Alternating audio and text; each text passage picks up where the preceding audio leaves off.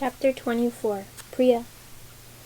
Flung back into her body, a moment when she felt the waters of flesh and immortality and soul rising in her throat, choking her, and she grasped her own neck, gasping. Her flesh burned. She did not know where the earth began or the sky ended.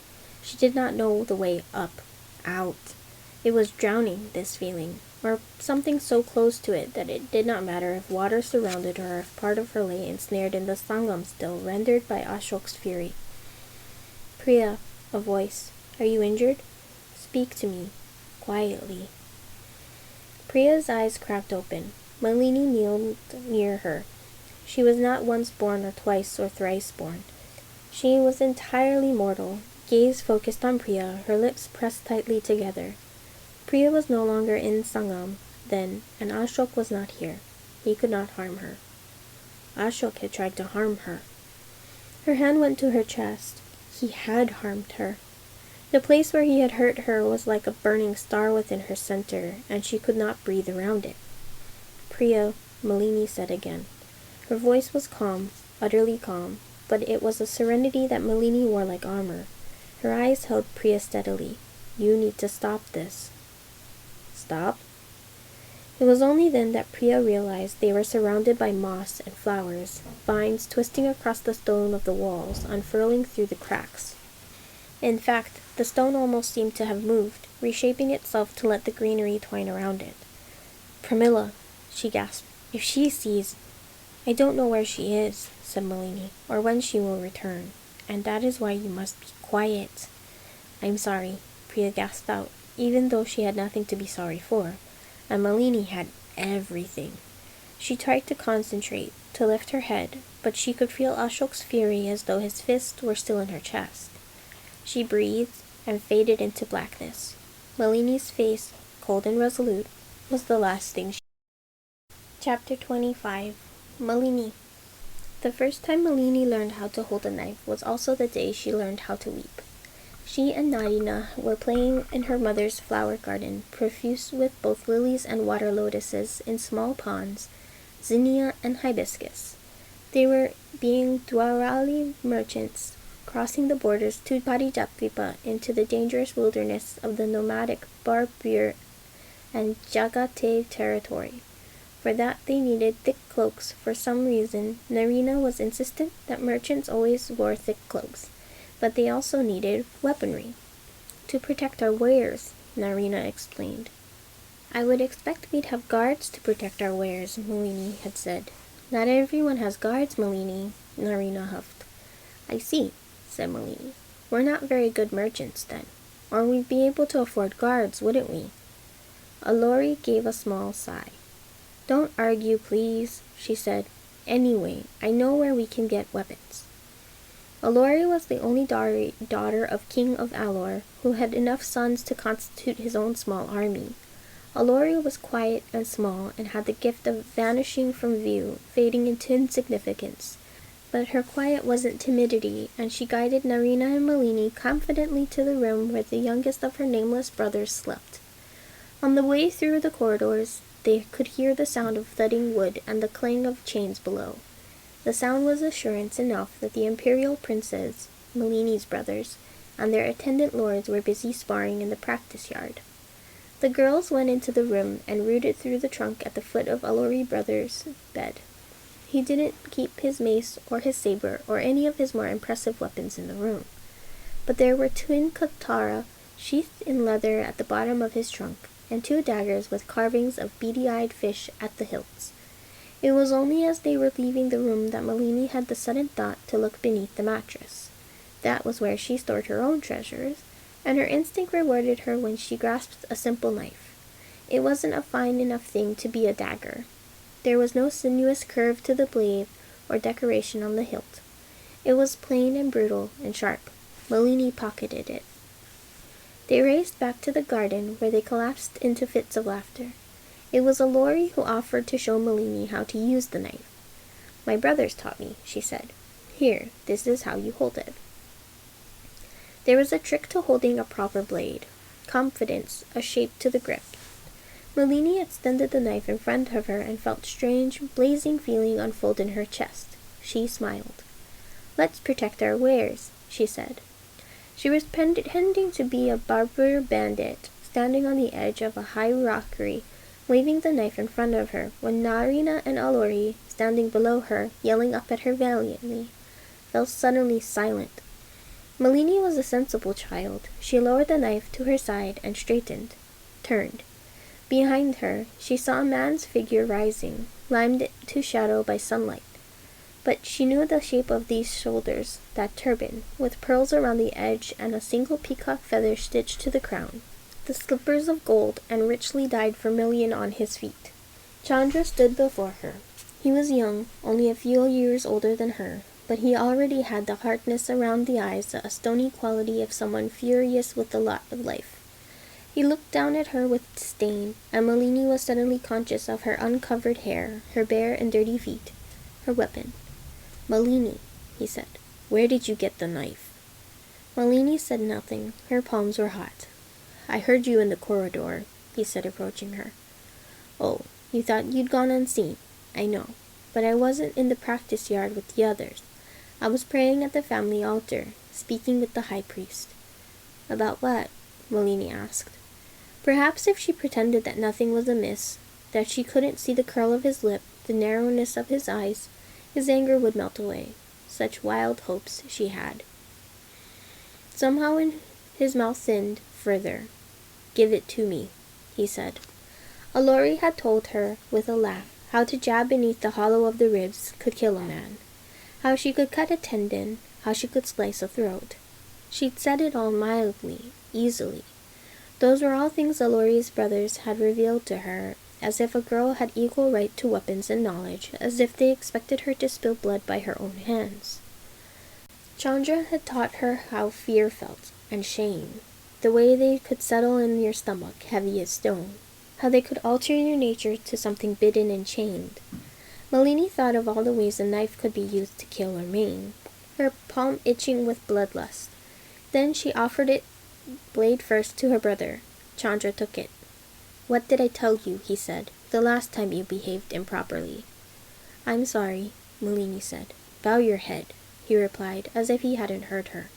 He gripped her by the hair, and then he began to cut. "I told you," he said, sawing through her braid, his other hand roughly gripping her roots, "that women are a reflection of the mothers of flame. You were born to be holy, Malini. I told you, if you refuse to behave properly, you'll have to learn." Malini could see Narina right near them, her face red, her hands in fists. Alori had moved beneath the cover of the trees and was utterly still, watching. She'd never forget the look on her friends' faces. She tried to shove him away, shoved hard, with both hands. He had merely wrenched her head back and cut harder. She'd felt a piercing pain. He'd cut her flesh. There was a sting and the heat of blood trailing down her skin. She'd felt it then, as she'd feel it many times over in the years that followed. The dizzying sense that when he hacked at her hair he wanted to hack her neck clean too. That hurting her made him love her more intensely, and want to hurt her all the more intensely too. As if destroying her was the only way to keep her pure. She began to weep then. She wept because fighting had not helped, and she couldn't bring herself to beg. And his cutting gentled, as if her tears were submission, a sign of defeat, and so he could afford to be kind to her, as if this was what he'd wanted all along. She learned. Tears were a weapon of a kind, even if they made her fury smolder and rot and writhe inside her. "Chandra," a voice, and her brother's blade paused. Malini's eldest brother, Aditya, stood on the veranda to the garden. He was still dressed for the practice yard, bare-chested in nothing but a dhoti, no turban to hide his sweat-slicked hair. He crossed the garden, his tread quick. Behind him, in the shadows, stood their mother. Her palu was drawn over her face, her head lowered. When Malini saw him she cried all the more furiously, great heaving sobs, even as her heart stayed spiteful and furious inside her. "Leave her," said Aditya. He sounded tired. "She had a weapon. A woman should know better." "She is a child. Let mother deal with her discipline." "Mother would ruin her if she could," Chandra muttered. "The priests say—" "I don't care what the priests Say, Aditya said. Come with me, Malini. She didn't have to be told twice. She ran to his side. Aditya guided her to the veranda. After a moment, Narina and Alori followed. No one else thinks like he does, little dove, Aditya said gently. He lightly brushed the shorn ends of her hair. This is a more enlightened time. But you've no need for a knife. You have guards enough to protect you and 2 brothers who love you. And who will protect me from my brothers? Malini asked. Chandra didn't really want to hurt you. Malini knew Aditya was wrong. Chandra had wanted to, and he'd managed to. But Aditya wouldn't understand if she tried to explain it, so she didn't. That night, when she and Narina and Alori had curled up like pups under one blanket, Alori tucked a sheathed blade between them, another one of her brother's knives. He wants us to have it, Alori said, and he's sorry, Malini. But no Prince of Alor was responsible for Malini's pain. She learned that day to turn to a carapace of meekness, rather than showing the true mettle of her fury. She learned, when Chandra hacked her hair, that there was a way she was expected to be, and if she failed to be it, there would be a price to pay. Only her mother knew what she was about. Once her mother sat beside her on the bench swing in the same garden where Malini had learned her lesson. I'm going to tutor you and your girls, her mother said, after a long silence. It's high time you learned. The philosophy of military strategy and leadership. The teachings of the first mothers. These are things a princess should know of. Malini was silent. She had never been given the impression by anyone, not least her subdued mother, that such knowledge was for princesses. When I was a girl, my father arranged for a female sage to educate me, her mother continued. I will try to provide the same to you, my garland child, but until that day I can give you what I have. Such things will help you survive as a daughter of Parijat, a blossom with a thorn heart. I am not thorny, Malini said. I cried. Weeping does not make you any less yourself, her mother replied. She touched her fingertips to Malini's shorn hair. Be careful with your tears, her mother added, in a voice cultivated restraint. They're blood of the spirit. Weep too much, and it will wear you thin until your soul is like a bruised flower. Her mother had been wrong, though. Weep enough, and your nature becomes like stone, battered by water until it's smooth and impervious to hurt. Use tears as a tool for long enough, and you will forget what real grief feels like. That was some small mercy, at least. The walls were breathing. When she'd left the cloister room slow in the guttering dark, she'd seen vines force their way through the walls, moss unfurl through the spiderweb cracks in the floor. Now those roots and leaves pulsed along with Priya's breath. Priya lay unconscious on the floor. Malini could see her eyelids flicker, restless, but never quite opening.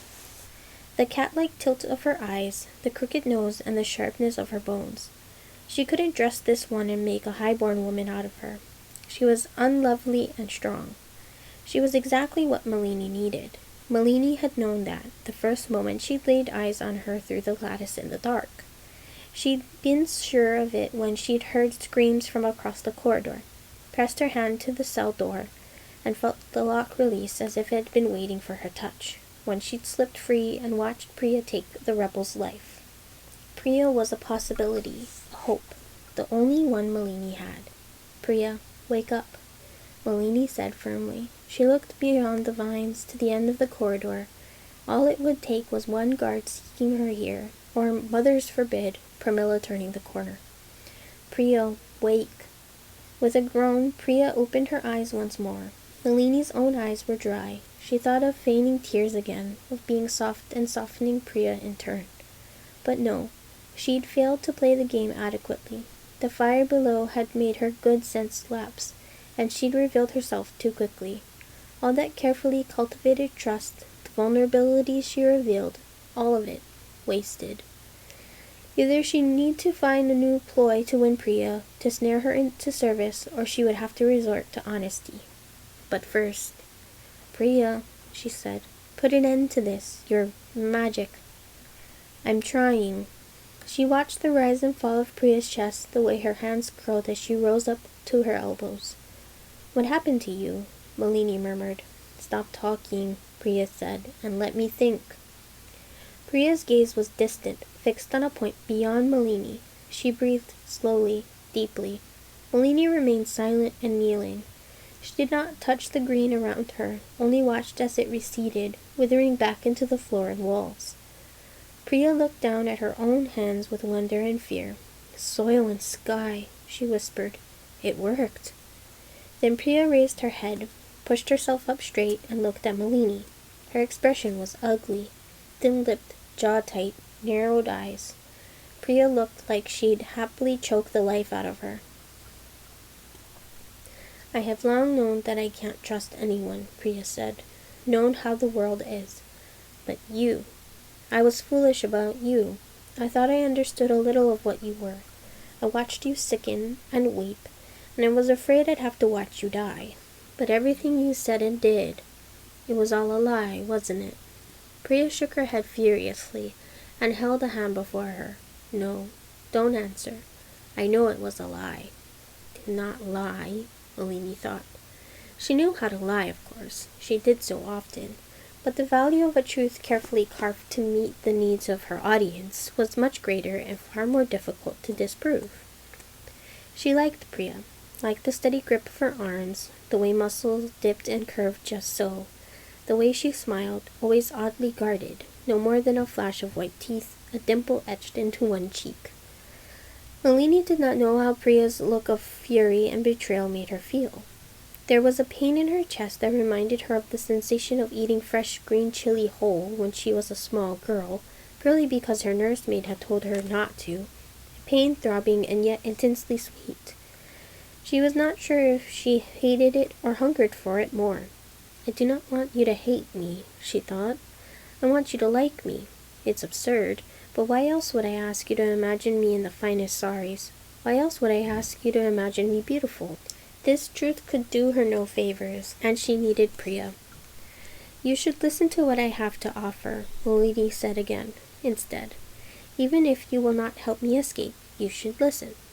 "With respect," Priya said, voice cutting. "I don't have to listen to you. You have nothing." Priya was right. Everything Malini had fostered in her time at court, a garden of loyal highborn women and kings and lords and princes, a network of whisperers to feed her the nectar of knowledge, was gone, withered or scoured by fire or simply placed beyond her reach. Even her mind was not what it should have been, thanks to the needle-flower poison. She had nothing and no one. She could only offer Priya favors and debts she would hopefully be able to pay one day. She leaned forward, pressing a hand to the cool ground that had been covered with moss. She did not play any game that Priya would reject. Instead, she met Priya's eyes and thought, "I am a high-born daughter of Parijat. I have outlived the sisters of my heart. I have won men to my cause. I still live, despite faith and flame. You will listen to me. I command it." She poured the thought into every inch of her own limbs, into the tilt of her neck, the firmness of her hand on the ground, the proud jut of her shoulders. It was enough to hold Priya fast for a moment, just enough. "You have little love for the Parijati, I know," Malini said, "but you do love Ahiranya, and you know that Emperor Chandra will soon remove your regent." "What do I care if he does?" "You want one of his cronies lording over your country, a zealous believer in the unity of Parijatvipa under the one flame of faith? Whatever you may think of General Vikram, he's no idealist. Idealists are by far the most dangerous rulers." What was she doing, trying to explain politics to a maidservant? "But Priya is no simple maid," a voice whispered in her head. It sounded like her own voice from before. Before she had drunk poison day in and out, and her thoughts had begun to fray within her mind. It was a sweet voice, speaking cultured court dipan with a cadence like a boat skimming deep, deep waters. "She is a temple child, isn't she? She has more power in one finger than you possess in your entire body. You do not know what she knows. You do not know what she can do." "What harm," Malini asked, "is there in listening to me?" Priya hesitated. There was a sound somewhere in Hirana. A name was being shouted. Priya's mouth firmed, and she took Malini by the elbow, hauling them both to their feet. "Arm enough," said Priya. but I'll do it anyway, I suppose. The bitterness in Priya's voice. Ah, if Malini were one to indulge in self-hate, she would have felt it then. There was something so blazingly soft about Priya's heart. She had never seen the like of it before. When Priya had spoken of making an offering of coconut and flowers to the Ahirani spirits, when she had spoken of grieving her dead, Malini had been sure that she could feel that heart in her hands, a muscle as fragile as an egg with the world inside it, compassion flowing from it as terrible and nourishing as lifeblood. But Malini was not one for regrets, so she felt nothing. Pramila was not even angry. Priya glibly concocted a story of how Malini had raced away in fear and panic, and Priya had sought her out, calmed her, and brought her back as soon as she could. A blatant untruth, but one Pramila was ready to believe. The older woman had been crying, and trembled still. Once she was assured that Malini was safe, she turned away and closed herself into her own room, to weep more, Malini assumed. She and Priya were not the only ones with terrible memories of fire, after all. Priya moved restlessly around the room as Malini sat still upon the charpoy, cross-legged, her spine straight. Without preamble, Malini said, "My brother wanted me dead because I tried to arrange for our elder brother to take the throne from him." Priya stopped pacing. "Aditya left the faith," Malini added. She did not know what Priya knew, or did not know, about Parijati politics. Best to tell her everything. He had a vision and became a priest of the nameless god. He could not do that and remain crown prince of Parijatvipa. He could not be an emperor. And so we were left with Chandra. But I knew in my soul Aditya should rule. I knew he would be so much better at it than Chandra, because he was so much better than Chandra in every way. And I knew his status as my father's firstborn, and his nature, would give him the backing of Parijatvipa's nations. So I sought those kings and princes out, and cultivated them. I ensured their support. Then Chandra discovered my intent. "You told me you were impure," Priya said, flung the words out as if they were an accusation. Impure. Yes, Malini had implied it, that her wants had been the thing that condemned her. It was not untrue, but Malini had always hidden her desires well. If Chandra had known her true nature, her otherness, the fact that she preferred women to men, perhaps she would have ended up in the pyre sooner, but he had not known. "I am," she said simply. Watch the way Priya looked at her, the flinch of her, the disbelief. "But it was what he called treason that brought me here." "And was it not treason to try to depose the emperor?" "If I had succeeded, it would not have been," Malini said. "And I may still achieve my aim. The kingdoms of Parijatvipa do not forget the age of flowers, or the sacrifice of the mothers. They made a vow to our bloodline, to unite around the rule of a son of Divyashini's line. By their honor, they will not break it. But Chandra's vision places them not at his side, but beneath his feet. I have offered them an alternative that provides them a status he wants to take from them. No more. No more. As if building a coup against the emperor of Parijatvipa, grand empire of city-states and forests and seas, were a small matter and nothing of consequence. It was a thing she had worked herself bloody for and risked everything for.